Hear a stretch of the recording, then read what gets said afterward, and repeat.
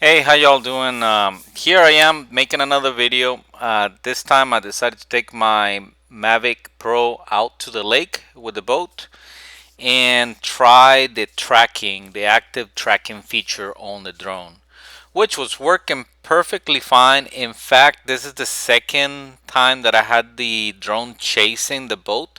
The first time I was able to do a few loops around the lake and it was working amazing. It was chasing the boat, but guess what? I forgot to record. So this is the second flight that I do. At that point, I had about 60-70% of the battery left, and it was pretty windy.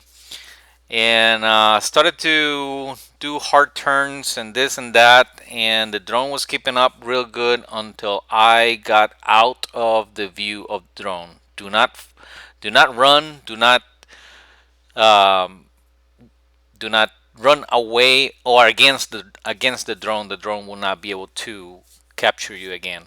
So I had to turn around the boat and bring it back, and that's when it got a little bit tricky because I drove the boat back to where the drone was, and I decided to land it because it was really windy out in the lake. And you will see that heartache that was to land that drone on that boat, mainly because the wind. Because later in another video, which I'm gonna post later today, I was able to land the drone really fast.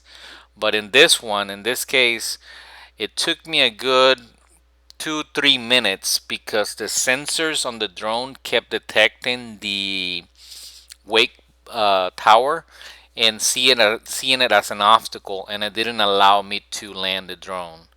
So finally, at the end, I had to do like a sideways land. Like actually, I went all the way up above the the boat and then brought it down so these front sensors of the drone will not see the wake tower.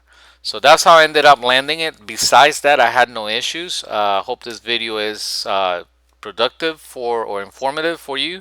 There I was trying to land the drone, and that's the wake tower, and finally landed the drone. Thanks for watching, and tune in for the next one. Thanks.